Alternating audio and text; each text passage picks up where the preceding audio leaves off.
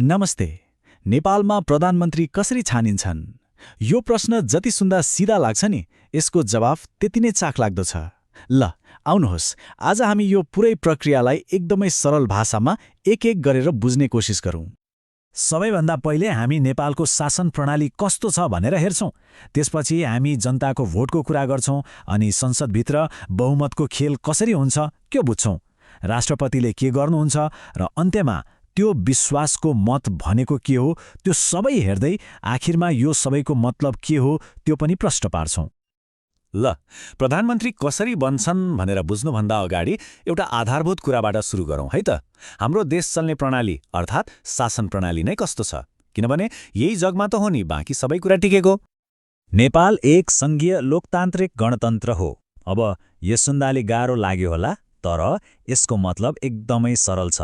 सङ्घीय अर्थात् विभिन्न प्रदेशहरू मिलेर बनेको देश। लोकतान्त्रिक अर्थात् जनताले चुनेका प्रतिनिधिले शासन गर्ने। अनि गणतन्त्र, जहाँ देशको प्रमुख कुनै राजा महाराजा होइन, जनताबाटै छानिएका राष्ट्रपति हुन्छन्। हो, यही प्रणालीले नै प्रधानमन्त्री छान्ने बाटो तय गर्छ। यो पुरै प्रक्रियालाई एउटा यात्रा जस्तै सोच्नुस् न। यो यात्रा सुरु हुन्छ जनताले हालेको भोटबाट। त्यसपछि यो पुग्छ संसदमा, जहाँ बहुमतको खोजी हुन्छ। राष्ट्रपतिले नियुक्ति गरेपछि एउटा महत्त्वपूर्ण मोड आउँछ र अन्त्यमा विश्वासको मत भन्ने परीक्षा पास गरेपछि मात्रै प्रधानमन्त्रीको पद पक्का हुन्छ। ल, अब यही यात्राको हरेक मोडलाई अलि नजिकबाट हेरौँ है त। सबै कुराको जड, यसको सुरुवात त्यो हामीबाटै हुन्छ। हो, हामी नेपाली जनताबाट। हाम्रो एउटा भोट नै यो पुरै प्रक्रियाको पहिलो र सबैभन्दा महत्त्वपूर्ण खुड्किलो हो। अब यहाँनिर एउटा एकदमै महत्त्वपूर्ण कुरा बुझ्नुपर्छ है। चुनावमा हामीले यसलाई प्रधानमन्त्री बनाउने भनेर सिधै भोट हाल्ने होइन।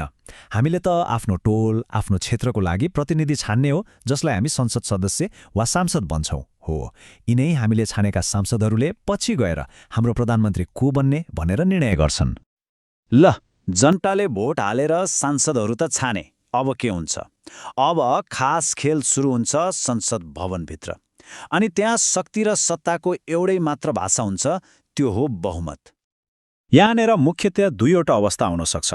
पहिलो अवस्था, जुन एकदमै सिधा र सरल छ, कुनै एउटा पार्टीले चुनावमा एक्लै आधाभन्दा बढी सिट जित्यो।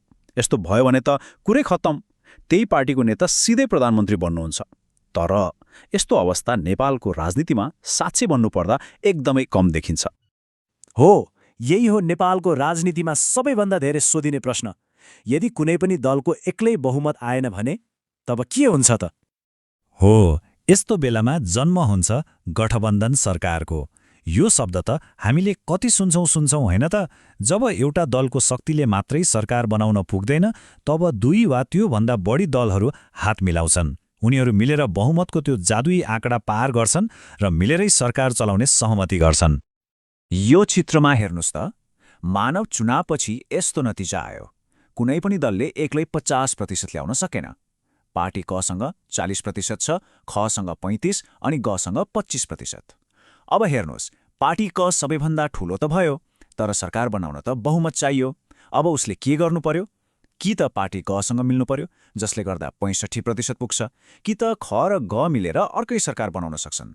हो, गठबन्धनको असली खेल सुरु हुने भनेकै यहीँबाट हो।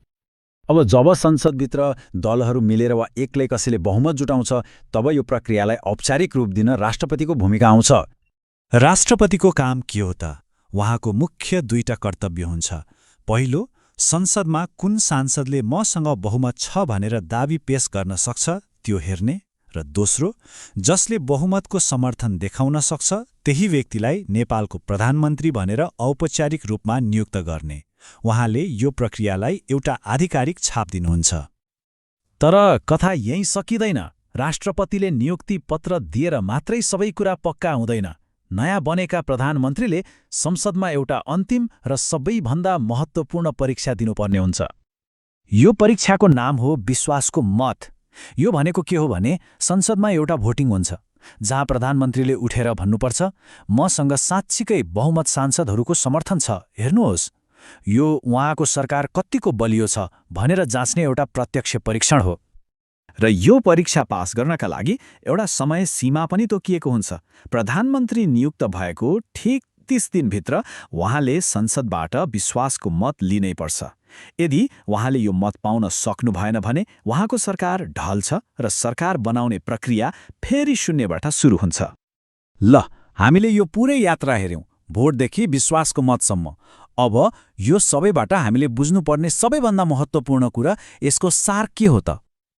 यसको मुख्य सन्देश एकदमै स्पष्ट छ र यो हामीले कहिले बिर्सनु हुँदैन।